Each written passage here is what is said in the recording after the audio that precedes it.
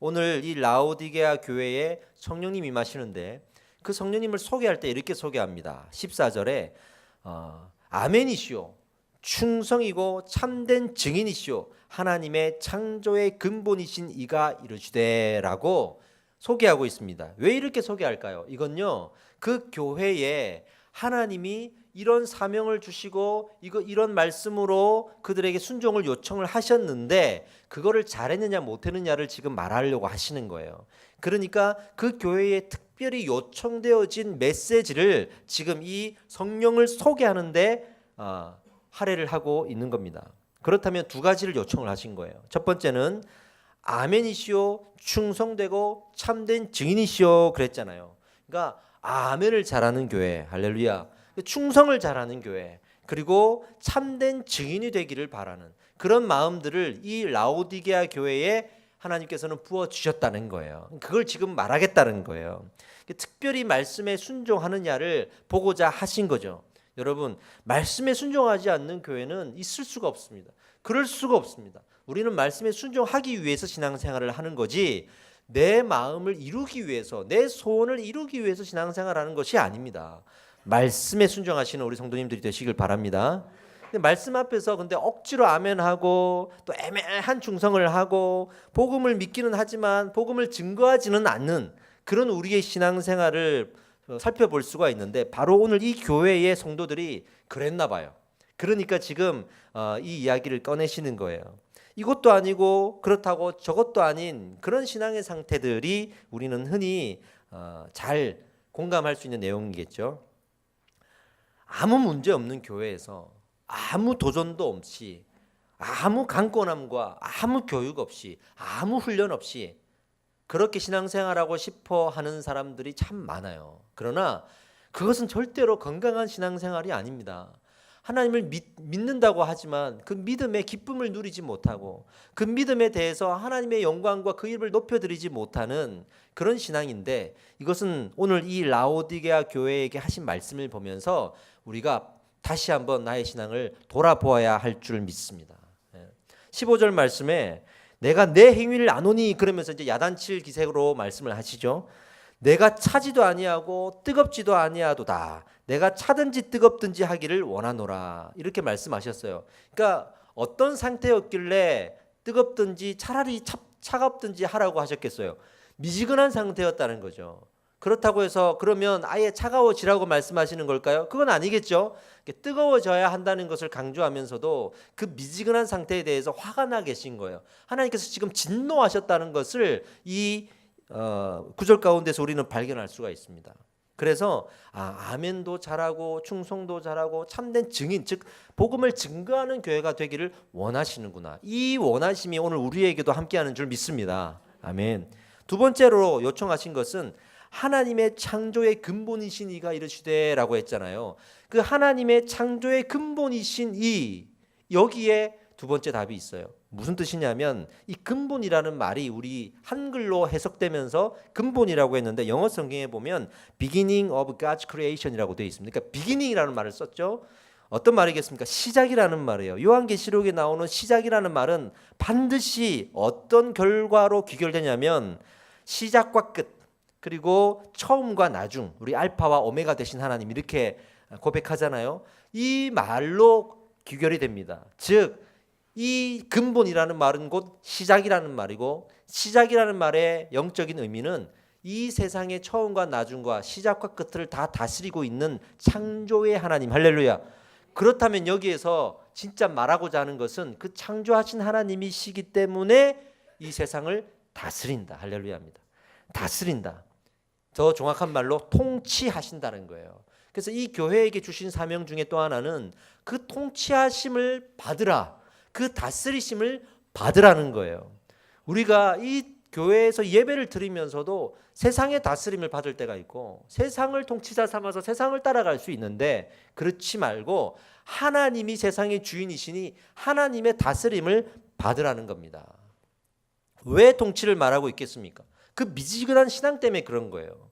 그 미지근한 신앙 때문에 하나님이 우리의 통치자이십니다를 고백하고 고백하는 대로 살아가는 것이 아니라 세상의 통치 아래 있는 거예요. 나는 세상의 통치 아래에 있는데 나를 위해서 교회에서 예배를 드리는 거예요.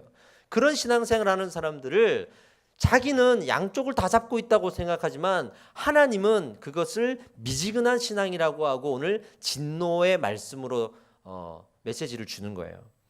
근본적인 원인이 무엇이었을까요? 라오디게아 교회 성도들의 근본적인 원인이 무엇이었을까요? 그 원인은 바로 너무 부유했기 때문입니다. 이 부유함은요, 우리 그리스도인들이 어떻게 받아들여야 되냐면 필요에 대한 충족의 부분이에요. 그렇죠? 필요하니까 우리가 이것이 요청되고 구해지는 거고 또 얻어야 되는 거죠. 그런데 조심스럽게 다가가야 될 것, 또 주의해야 될 사항은 이것으로 모든 것을 만족시켜서는 안 되는 거예요. 내 영혼을 영육간에 이것으로 다 만족시키려고 해서는 안 되는 거예요. 그러니까 필요하니까 우리가 하나님 앞에 구하고 또 우리가 열심히 일을 해서 이 땅을 불편하지 않게 살아가려고 하지만 그것으로 하나님의 자리를 대신할 수 없는 거예요. 그것으로 내 영을 만족시킬 수도 없는 거예요.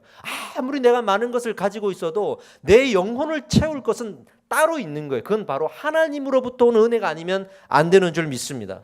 그런데 우상은 어디에서 시작되냐면 이 필요에 의해서 내가 얻어야 될 이 세상의 물질, 이 부유함을 내 영혼에 채우는 것으로 사용하기 시작하면요, 이것이 우상이 되는 겁니다. 이것이 우상이 되는 겁니다. 우상의 본질은 내 영혼을 그것으로 채울 때, 내 영혼을 채우는 것이 하나님의 것이 아닐 때 이것이 우상이 되는 거지, 내가 필요한 것을 채우는 것이 우상이 아니에요. 내 영혼의 이 깊은 갈급함을 그 물질과 부유함으로 채워가기 시작하면서 하나님이 필요 없잖아요. 이제는 그렇게 되어가는 것을 성경에서는 우상을 섬긴다라고 말하는 겁니다. 여러분, 물질로 우리 영혼을 만족시킬 수 없음을 믿으시기 바랍니다. 17절에 보면 이렇게 그래서 말하는 거예요. 내가 말하기를 나는 부자라, 부요하여 부족한 것이 없다 하나. 왜? 그 성도들이 그렇게 살았다는 거죠. 그러나 내 곤고한 것과 가련한 것과 가난한 것과 눈먼 것과 벌거벗은 것은 알지 못하는도다. 정작 영의 세계에서는 그 영은 하나님의 은혜로만 채울 수 있는 것인데, 육의 세계에서 내가 물질로 부유해진 것을 가지고 영이 채워진 것으로 착각하고 있는 거예요 지금. 그러니 실상 영은 다 비워져 있고 영에는 채워진 게 없고, 그래서 영적으로는 벌거벗어진 것과 마찬가지인데 그것은 알지 못하고 내가 눈에 보이는 육적인 물질의 채워짐을 가지고 아예 그 모든 것이 채워진 줄 알고 만족하고 있는 그 라오디게아 성도들을 향해서 우리 하나님이 이 말씀을 주시는 겁니다. 라오디게아 교회는 계시록 7개 중에 교회 중에서 제일 부자였습니다. 제일 부유한 교회였습니다. 얼마나 부유했냐면요, 이 교회 자체, 이 지역 자체가 그 답입니다. 동방과 서방을 이어주는 실크로드가 있는데 그 딱 한가운데 있는 거예요. 그러니까 모든 물자들, 모든 이 자원들이 서로가 상업적으로 이제 이동을 하고 물물 교환을 해야 되는데 그 주요 거점이 바로 이 라오디게아였습니다. 그러니까 모든 물자들이 이곳을 거쳐가죠. 그러니까 거기에서 상거래가 이루어지겠죠. 상거래가 이루어지니까 금융이 발달되겠죠. 금융이 발달되니까 그러니까 이 산업이 발전될 수밖에 없죠. 거기다가 모직, 면직 이런 옷감들이 또 거기에서는 잘 팔리니까 더 부수적인 생산이 이루어지겠죠. 얼마나 부자였냐면 2번 정도의 대지진이 있어서 그 일대가 다 초토화됐을 때 그 지진에 피해를 입은 지역들은 단 한 곳 빼고는 모두가 로마 정부의 지원을 받았습니다. 그런데 이 지역, 이 교회만큼은 받지 않았어요. 왜냐하면 돈이 많기 때문에 로마 정부의 지원을 받을 필요가 없는 거예요. 그러니까 한편으로는 뭐 황제를 숭배해야 된다는 이런 요청도 자기들은 프리하게 매이지 않는 거예요.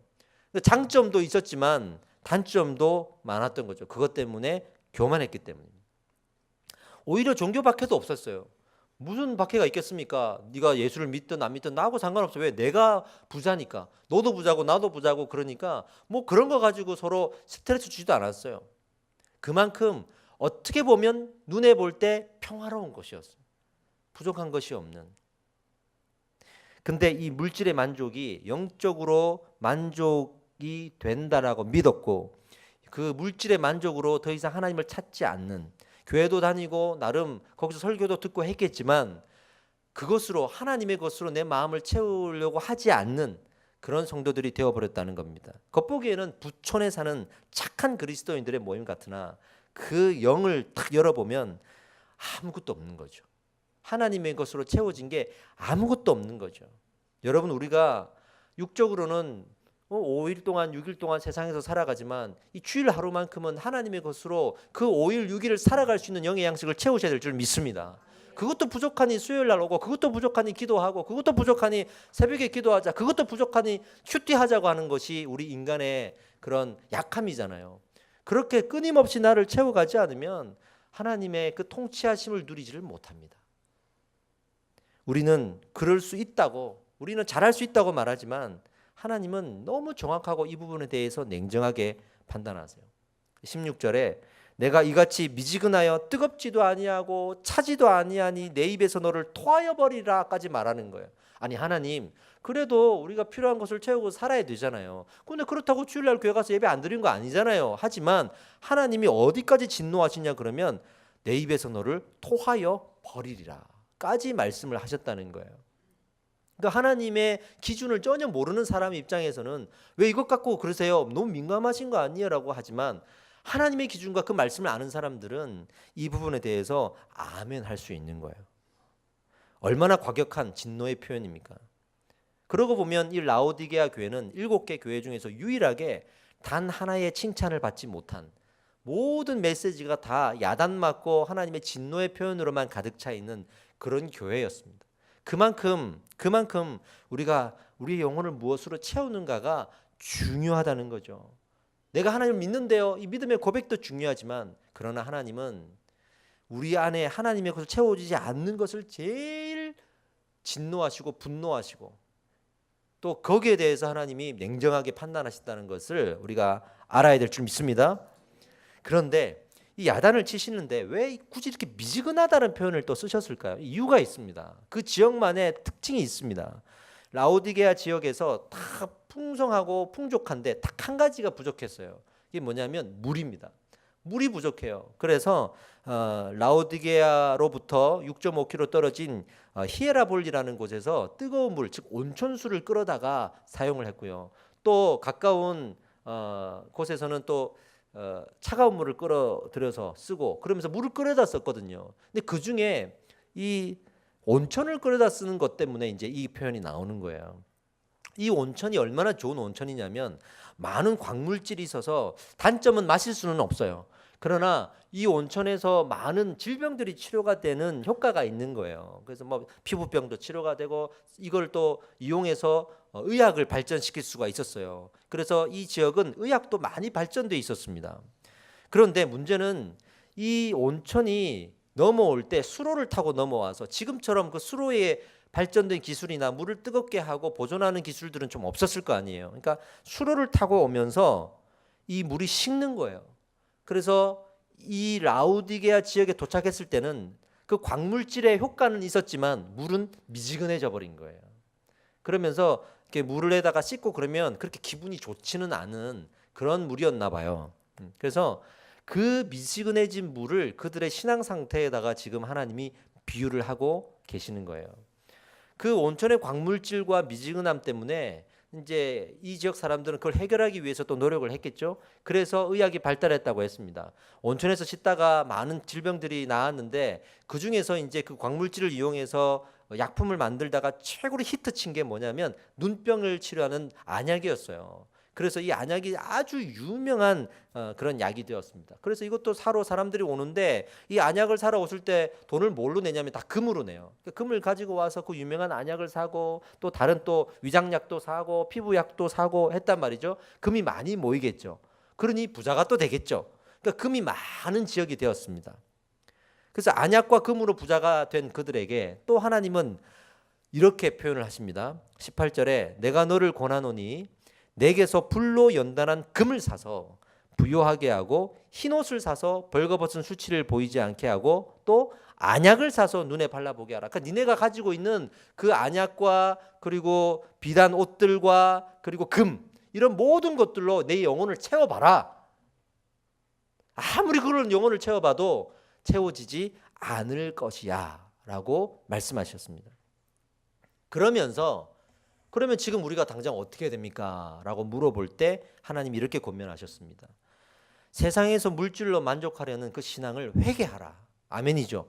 회개하라. 어디까지 어떻게 회개하라? 19절에 물은 내가 사랑하는 자를 책망하여 징계하노니 그러므로 내가 열심을 내라 회개하라. 회개를 해도 니네는 열심히 회개해야 된다라고 말하는 거예요. 성경에서 회개할 때 이렇게 열심을 내서 회개하라는 표현이 참 이게 귀한 표현이고요. 그만큼 하나님께서는 일반적으로 회개하라고 하셨을 때와는 다르게 내 영혼이 채워지지 않는 것, 마치 이런 거 있잖아요. 아예 하나님을 모르는 사람한테 회개하라고 했을 때는 그래도 긍휼이 담겨 있는 거예요. 이게 좀 제발 좀 믿었으면 좋겠어라고 하는, 나는 너를 사랑한다라고, 그러니 내가 믿음으로 구원을 받았으면 좋겠다고 하는 긍휼이 있는데, 이미 믿는 자가 믿는 자의 영혼에 하나님의 것을 채워지지 않는 것을 봤을 때는 그 긍휼의 마음으로 회개하라고 하는 게 아니라 진노의 마음으로 열심을 내어 회개하라고 말씀하시는 겁니다. 그러니 우리가 믿었다고 해서 안심하면 절대로 안 됩니다. 우리가 가지고 있는 것들이 아무리 많다 하고 내 생활이 조금 편해졌다 해도 그래도 그것으로 하나님의 것을 절대 채울 수가 없습니다. 여러분, 2018년 한 해를 결산하시면서 또 예수님의 탄생을 기뻐해야 되는 이 시점에서 우리는 무엇을 해야 됩니까? 우리가 행사도 준비하고 했지만 사실은 이 행사를 기쁜 마음으로 즐겨야겠지만 그것으로 끝나면 안 되고요. 나의 한 해 동안의 인생에 하나님의 것으로 채우지 못한 것을 열심을 내어서 회개해야 되는 줄 믿습니다. 세상의 분위기에 휩쓸려서 캐롤이 나오고 그러면서 마냥 즐거워할 것이 아니라 이 회개의 끈을 붙들고, 하나님, 내가 2019년 한 해에는 세상이 주는 그런 유혹으로, 그런 물질과 그런 부유함으로만 내 영혼을 채울 수 없다는 것을 내가 믿고 하나님의 것으로 내 영혼을 채우겠습니다. 아멘. 그런 의미에서 여러분, 양육 훈련을 많이 받으시는데 이 부분을 좀 적용했으면 좋겠습니다. 할렐루야입니다. 말씀으로 채우시기 바랍니다. 그러니까 우리는 내 꿈을 이루어 달라는 강한 부르짖음은 있는데 하나님의 것으로 채우지 못했습니다라는 이 열심을 내는 회개는 없어요. 그러니 교회 안에 있는 성도들이 정말 하나님, 나 이거 갖고 싶어요, 나 이거 원해요라고 부르짖는 건 참 잘해. 전문화되었어 이거는. 그래서 기도의 종류도 여러 가지 기도의 종류가 있어서 책을 보면 제가 딱 집어서 말할 수는 없지만 이런 기도 저런 기도 그러면서 축복을 받는 기도의 전문 서적들이 얼마나 많이 나와 있는 줄 아십니까? 근데 회개하는 기도는 전혀 발전되지 않았어요. 그래서 회개하라 그러면 아직도 많은 사람들이 어떻게 해야 될지 몰라. 학생들한테 회개하라 그러면 엄마한테 잘못한 거, 아빠한테 잘못한 거, 이런 것은 윤리적인 회개에 그치고 있는 거예요. 대한민국의 교회는 나의 꿈과 소원을 이루어 달라고 하는 기도는 엄청 발전됐으나 회개하는 기도는 어느 순간 식고 멈춰버리지 않았나라는 생각이 들 때가 많습니다. 그 결과로 우리가 어떤 유명한 무당을 찾듯이 자신의 꿈을 잘 이루어주고 자신의 꿈에 관심을 많이 가져주고 자신의 꿈을 이루어줄, 그러니까 어떤 사람이 꿈이 이루어졌더라 하는 그런 교회에 가서 그렇게 하나님 앞에 굿하듯이 예배하고 있지는 않은가, 전보듯이 성경을 보고 있지는 않은가 하는 생각이 들 때가 참 많습니다. 저희 교회가 교단이 합신교단이거든요. 이 합신교단은 원래 이 총신이라는 교단에서 떨어져 나온 교단입니다. 총신이라는 학교가 있잖아요. 총신대학교에서 그때 더 이상 이렇게 하면 안 된다, 이건 진리를 우리가 타협하는 것이 아닙니까? 라고 학생들이 골기를 일으켜서 학생들이 퇴학을 당하고 자퇴를 하면서 떨어져 나와가지고 제대로 된 진리의 신학을 다시 만들자고 해서 만들었던 게 우리 합신입니다. 그래서 만들어진 교단이기 때문에 이 진리의 문제에 대해 좀 아직까지도 민감하고 그걸 많이 강조하는 교단이기도 해요. 이 교단을 설립하신 분이 누구냐면 박윤선 목사님이라고 하는 분인데요. 이 박윤선 목사님을 저는 참 존경합니다. 이분의 책을 읽어도 정말 그 진리의 말씀을 거기서 많이 제가 배웁니다. 그런데 이분의 하나 유명한 일화가 있어요. 어떤 일화냐면 이분이 늘 기도하고 앉으면 기도하고 또 이렇게 여유 시간이 있으면 기도하고, 그러니까 주변에 있는 사람들이 도대체 어떤 기도를 저렇게 많이 하실까? 저렇게 존경받으시고 저렇게 말씀을 깊이 아시는 분이라면 기도할 때 도대체 어떤 기도를 할까? 좀 특별한 기도를 하지 않을까? 그런 생각을 하고 그분이 기도하는데 옆에 가서 이렇게 들어봤어요. 그랬더니 어떤 기도를 하냐 그러면 딱 한 문장만 반복해서 기도하더래요. 이게 뭐냐면 하나님 저를 불쌍히 여겨 주시옵소서. 이 기도만 하고 있더래요. 그러니까 누가 봐도 참 부족한 것 없고 영적으로 그 말씀으로 많이 채워진 분인데도 오직 그가 기도할 것은 하나님 나를 불쌍히 여겨 주시옵소서. 나 하나님 없으면 안 됩니다라고 하는 그 성경에 나오는 그야말로 목마른 사슴의 모습으로 기도하던 것을 알고 많이 부끄러워했다고 합니다. 저도 기도할 때 많은 기도 제목들이 있잖아요. 처음에는 이것도 기도하고 하나님 저것도 주세요, 그것도 주세요, 하나님 뭐 이렇게 기도하다가 그런데 기도가 깊어지고 계속 기도하다 보면 하나님이 나를 만지시는 걸 느끼고 결국 튀어나오는 기도는 하나님 나는 아무것도 아니고 우리 하나님이 나를 만지지 않으면 나는 살 수 없습니다라고 하는 그런 본질적인 기도가 나와요. 그래서 기도를 매번 그냥 1분 하고 2분 하고 끝내면 안 돼. 기도를 쫙 붙들고 있으면 정말 붙들고 가면 어느 순간 내 겉에 있는 기도들이 거쳐지고 그 본질적인 기도가 나와요. 그래서 기도하는 사람들한테는 제가 어떻게 권면하냐면 개인의 기도가 걷어지고 하나님 나라에 대한 기도를 하시라 그래요. 그러니까 처음에는 초신자 때는 개인의 기도 제목 가지고 왔고 막 어디가 아프니까 낫게 해서 이런 것만 기도하잖아요. 근데 어느 정도 기도의 깊이 세계로 딱 들어가면 그런 것들을 기도하면서도 불안함 가지고 기도하지 않아요. 왜냐하면 하나님이 이루실 줄 믿거든요. 그 믿음이 있으니까 신뢰함을 가지고 기도하고 더 큰 기도 제목에 관심을 가지는 거예요. 더 큰 기도 제목에 우리 엄마가 내가 집에 들어갈 때 오늘 밥을 줄까? 밥을 안 줄까? 오늘 용돈을 줄까? 용돈을 안 줄까? 그 관심만 있는 사람들은 집에 들어갈 때마다 용돈 받게 해주세요. 내가 이렇게 기도하잖아요. 근데 엄마 아빠가 지금 당장 용돈을 주든지 안 주든지 나를 위한 마음으로 부모로서 이렇게 품고 있다는 걸 알면 그거 고민하고 집에 들어가겠습니까? 그죠?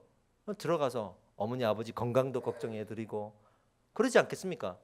우리 하나님에 대한 신뢰가 그만큼 있고 하나님의 것으로 채워지면 불안함이 없어져요. 기도가 달라진단 말이에요. 이러한 기도의 끈을 2019년 한 해 붙드시길 축복합니다. 근데 왜 우리가 원하는 것을 자꾸 이루고 거기에서 만족을 얻고자 하냐 그러면 제가 좋은 예화를 하나 들어드릴게요. 우리가 뭐 가지고 싶은 걸 가지거나 또 막 웃고 막 떠들고 막 좋으면 또 TV에 그 유머 프로그램들 이렇게 보면 몸에 있는 어떤 물질이 생성되잖아요. 뭐죠? 엔돌핀.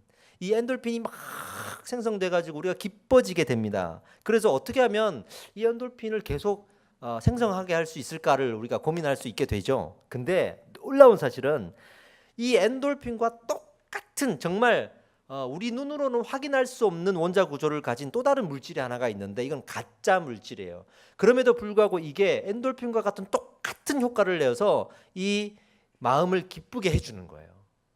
근데 이 물질이 우리 몸에 들어오면 이 뇌가 엔돌핀이 들어왔다고 마치 똑같은 열쇠가 들어와서 문을 여니까 똑같은 건 줄 알고 뇌가 그렇게 인식해서 실제로 엔돌핀이 더 이상 필요 없구나. 너무 많으니까 필요가 없구나. 이 물질이 또 들어오면 조금만 들어오는 게 아니라 엄청 강해서 조금만 들어와도 이 기쁨과 만족이 엄청 극대화되거든요. 그래서 때로는 환상에 빠지기도 하죠. 그러니까 뇌가 너무 엔돌핀이 많이 도는구나 해서 생산을 중단해 버립니다. 그런데 이 물질이 이제 가짜니까 결국에는 없어질 거 아니에요. 사라질 거 아니에요. 사라질 때 내 몸에는 진짜 엔돌핀이 하나도 없는 거예요. 그러면서 금단 증상이 옵니다. 불쾌해지고 그리고 불안해지고 무서워지고 죽을 것 같은 그런 금단 증상이 오는 거예요. 그러니까 이런 거죠. 우리가 음식을 먹을 때도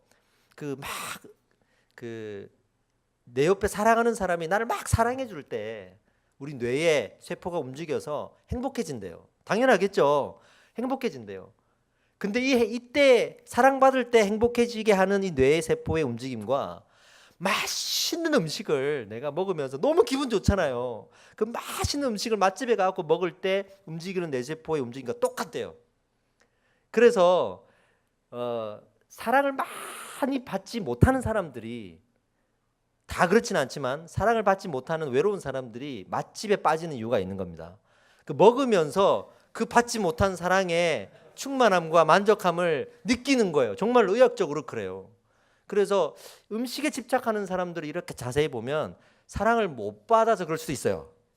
확률적으로. 근데 정말 옆집에서 사랑을 많이 받은 사람들은 음식에 그렇게까지 집착을 안 한다는 거죠. 이 통계적인 겁니다. 다 그렇지는 않지만, 그러니까 그만큼 이거를 우리가 구분을 못하는 거예요. 비슷한데. 금방 말씀드린 이 가짜 물질의 이름이 뭐냐 그러면 이 물질의 이름이 몰핀입니다. 몰핀. 그래서 엔돌핀, 몰핀 비슷하잖아요. 마약류죠. 이 몰핀은 지금 수술 환자들이 통증을 가지고 있을 때 그 통증을 완화해주기 위해서도 진통제 역할을 하는 걸로 줍니다. 사인을 하고 줘요. 왜? 마약이니까. 그만큼 세단 말이죠.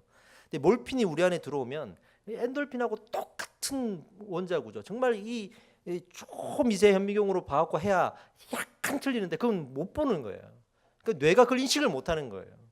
그래서 우리 안에 되게 막 기쁨이 넘치고 막 즐거움이 넘치고, 그래서 이 몰핀에 맞은 사람들은 마약에 취한 사람이 되는 거죠. 마약이니까. 근데 이게 약효과가 떨어지면서 실제로는 엔돌핀이 내 안에서 이미 생산을 중단해 버리니까 엄청난 불쾌감과 두려움과 공포감과 이런 걸 느끼면서 죽을 것 같은 거예요. 그러니까 다시 그 몰핀을 찾게 되는 거죠. 이 부유함이라는 게 그렇습니다. 물질이 많으면 내 만족이 영적으로 채워질 때에 만족하는 것과 비슷한 느낌이 들어요. 그렇잖아요. 여러분 성령 충만할 때 너무 하나님 좋아요. 하나님 나라가 이와 같을까요? 하다가 어디에서 돈 1,000만 원 생기면 와 막 이 기쁨은 어떻게 사실 구분이 잘 안 돼요. 이게 이것도 좋고 저것도 좋아요. 그러니까 다 죽어가는 사람이 갑자기 직장에 사업이 잘 돼가지고 몇 억씩 벌었어. 근데 그 우울증에 빠져 있는 사람이 확 살아나는 거야. 그러니까 마치 은혜를 받아서 회복되는 것처럼 물질로도 우리는 회복될 수 있단 말이에요. 그렇죠? 그건 저도 인정합니다. 근데 그 비슷한 기쁨에 우리가 속아 넘어가서는 안 된다 이거예요. 아무리 우리가 때로는 사업이 잘 되고 장사가 잘 되고 또 보너스가 많이 들어오고 이렇게 해서 뭔가 잘 되어서 기쁘다 할지라도 이 기쁨은 영적으로 나를 채워주는 기쁨은 아닌 거예요. 그래서 이거를 우리가 잘 구분해야 됩니다. 이거는 영을 채워줄 수 없다는 것을 꼭 기억하시기 바랍니다. 하나님을 대신할 수 없다는 것을 기억하시기 바랍니다. 그러니까 물질로 만족해버리면 이 영이 은혜가 충분한 줄 알고 공급을 중단해. 은혜를 안 받아도 되는 그런 마음이 생긴단 말이에요.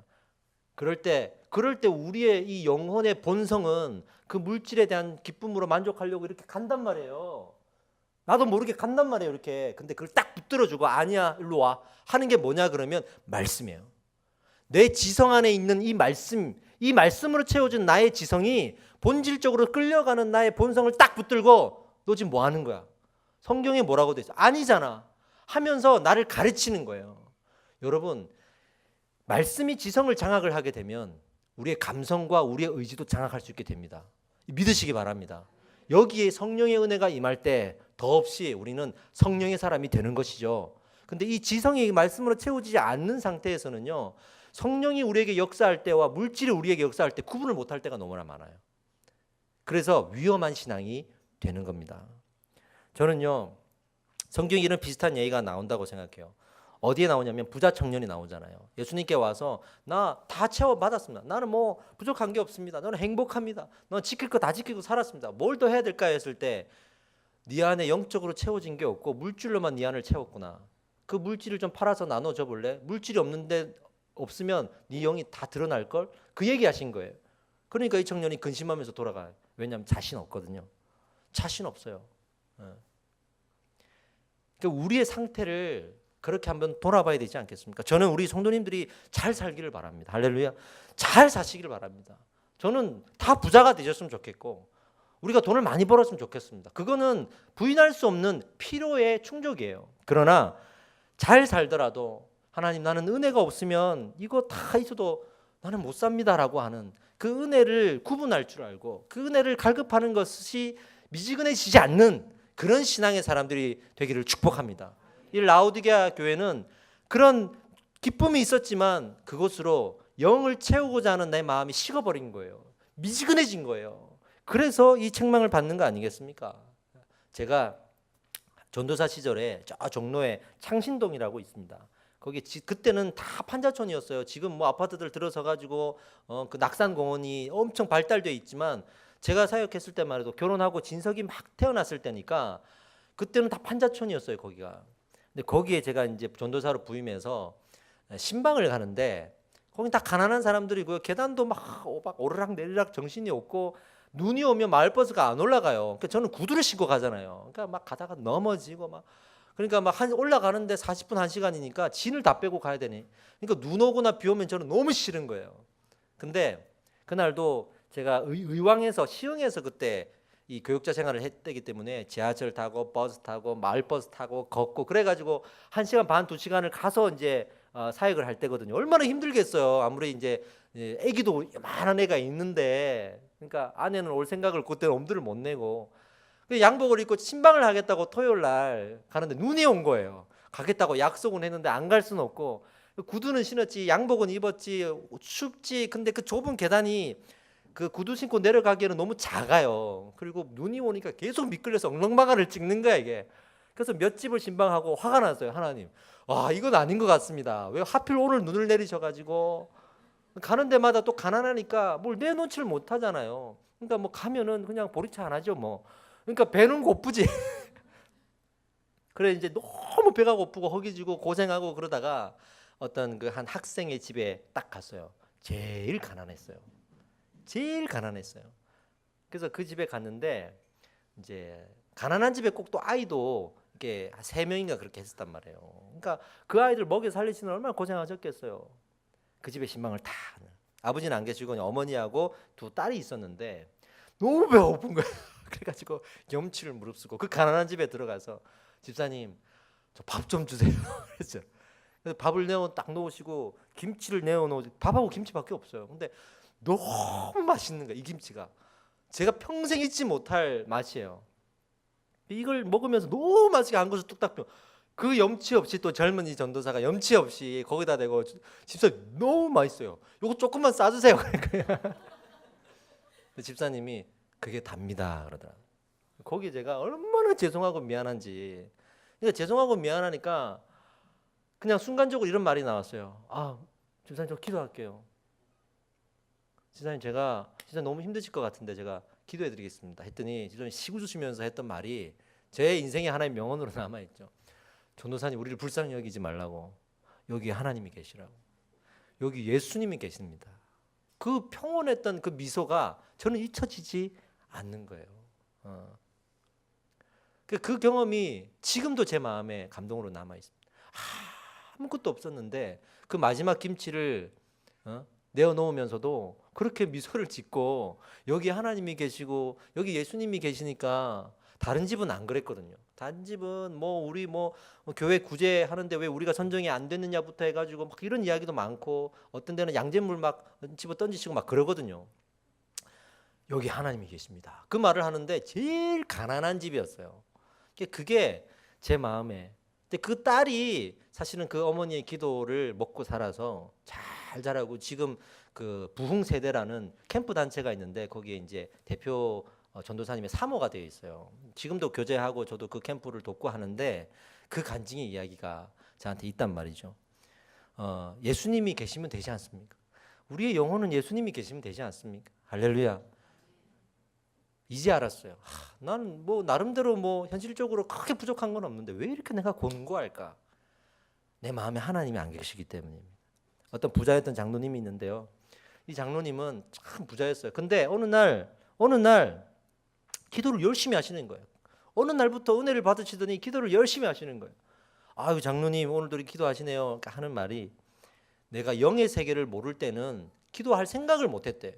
부족한 게 없고 내가 직분도 있고 근데 영의 세계를 알고부터는 지금 내 안에 내가 가진 것들이 다 채울 수 없는 영의 세계가 있다는 걸 내가 알았네. 그러니까 이 세계를 채우는 것이 하나님께 기도하는 거 외에는 내가 없다고 믿고 기도했더니 이제야 참 기쁨이 뭔지를 알겠다. 물질로 내가 기뻐해 봤지만 이 참 기쁨이 뭔지를 알겠다 하면서 기도하셨던 것도 기억이 납니다. 그 장로님은 지금도 그 교회에서 담임 목사님이 출타를 하시면 매일 교회 와갖고 기도의 단을 세우세요. 그러니까 이런 것들을 보면 야 우리가 정말 우리가 무엇으로 내가 이 영혼을 채우며 살아가고 있는가 그런 고민과 그런 살펴보는 일들이 있을 수밖에 없죠. 자 20절로 갑시다. 볼지어다 내가 문 밖에 서서 그 유명한 말씀 여기서 나오는 거예요. 문을 두드리노니 누구든지 내 음성을 듣고 문을 열면 내가 그에게로 들어가 그와 더불어 먹고 그는 나와 더불어 먹으리라. 아멘. 이 말씀이 여기서 나오는 거예요. 이게 불신자에게 하신 말씀이 아니고요. 우리 맨날 이거 걸어놓잖아요. 예수님 문 두드리는 그림 그려놓고 불신자에게 전도 선물로 주잖아요. 이 불신자에게 할 말씀이 아니고 라오디게아 성도들에게 하신 말씀이에요. 믿는 자인데도 예수님이 밖에서 문을 두드리고 있는 거예요. 지금 애매한 마음의 위험성을 말하는 거예요. 우리는 믿지만 예수님이 내 마음 밖에 있을 수 있습니다. 그것을 지금 말하는 거예요. 이걸 좀 더 영적으로 해석해 드리면 우리 양육반에서는 이렇게 제가 설명을 드렸어요. 영적인 감각이 죽었다. 그러니까 우리는 불신자도 영이 있고 믿는 자도 영이 있어요. 그래서 믿는 자나 불신자나 다 영혼이라 그러잖아요. 우리 영혼이 다 있어요. 근데 불신자는 그 영은 있으나 영은 죽어 있어요. 죽은 영이에요. 그러니까 육만 살아 있는 거 죽어 있어요. 근데 우리 믿는 자는 영이 있는데 이게 살아 있는 거 아니에요. 이게 믿는 자입니다. 근데 문제는 영이 살아는 있는데 자고 있든지 병들었든지 할 수 있는 거예요. 그럴 때를 예수님께서 지금 밖에 나와서 문을 두드리고 있는 것으로 비유해서 말씀을 하신 거예요. 그러니까 우리의 감각, 영적 감각이 다 죽어 있어서 하나님은 계속 문을 두드리듯이 은혜를 부어주시는데 느끼질 못하는 거예요. 그래서 탕자가 나갔을 때 깨닫고 돌아올 때 그 단어가 센스라는 말을 썼다 그랬죠. 그래서 센스가 돌아왔다는 말로 쓰는 걸 보면 그가 영적인 감각이 돌아왔다. 우리 영적인 감각이 다 죽어 있을 이게 다 이렇게 자고 있는 거야 이게. 그 상황을 지금 이 미지근한 신앙에 비유하고 있는 겁니다. 혹시 여러분 예배를 드려도 기도를 해도 찬양을 해도 내가 느껴지는 게 없고 그냥 탁탁하게 알긴 알고 뭐 그리고 이해도 되고 공감도 되는데 하나님이 나에게 은혜를 주신다는 느낌이 없고 그럴 때 있지 않습니까? 그럴 때 우리는 어떻게 됩니까? 열심을 내서 회개해야 될 줄 믿습니다. 그럴 때 시험이 드는 거예요. 그럴 때 서운함이 오고 그럴 때 내 마음이 무너지는 거예요. 시험이 들 때는 상황이 문제가 아닙니다. 시험이 들 때는 내 안에 은혜가 없어서 그래요. 은혜가 풍성한 사람은요, 시험거리가 와도 대응하는 자세가 달라요. 그는 기도합니다. 할렐루야죠. 기도합니다. 근데 시험거리에 은혜가 없는 사람은 울어버립니다. 울어버리고 불평해버리고 불만을 터뜨려버립니다. 그러나 은혜가 있는 사람은 기도하는 줄 믿습니다. 우리 함께 기도하겠습니다. 여러분, 은혜가 없으면 안 되는 우리가 됩시다. 은혜가 있는 곳이라면 내가 달려갑시다. 은혜가 있는데 내가 못 느끼는 이 상황에 대해서 우리는 안타까워해야 될 줄 믿습니다. 지금도 하나님이 은혜를 여러분들에게 베풀어 주시는데 내가 그것을 느끼고 있는지, 이게 내가 느끼고 있지 않다 그러면 내가 얼마나 내 영혼이 지금 병들어 있는지 느끼고 있다면 여러분 그 은혜를 가지고 내 마음을 채워가시는 우리 성도님이 되셔야 됩니다. 혹시 아무 일이 없으십니까? 기도 안 하는데도 아무 문제가 없으십니까? 거기에 교만하지 마십시오. 그건요, 이제부터라도 기도하라는 하나님의 기다림, 하나님의 인내의 메시지입니다. 그렇게 내가 기다리고 있다는 것을 계속 말씀하시는 겁니다. 아무 일이 없으십니까? 그래서 기도하셔야 됩니다. 아무 일이 없을 때 내가 기도 안 하고 있다면 그건 위험한 겁니다. 지금부터라도 기도하셔야 됩니다. 은혜가 있어서 말씀에 순종하는 그 은혜를 누리는, 그 은혜를 경험하고 깨닫는, 그래서 그 은혜로 내 영혼을 채우는 우리 성도님들 되시기를 축복하면서 하나님, 내 영혼은 주님께 맡깁니다. 하나님이 나를 통치하시고 내 영혼을 채워 주시옵소서. 알지 못하는 이 공허함을 다른 데서 채워지지 않게 하시고 하나님의 은혜로만, 내가 그 말씀의 은혜로만 채워지게 하여 주시옵소서. 우리 주여 한번 외치고 기도하겠습니다.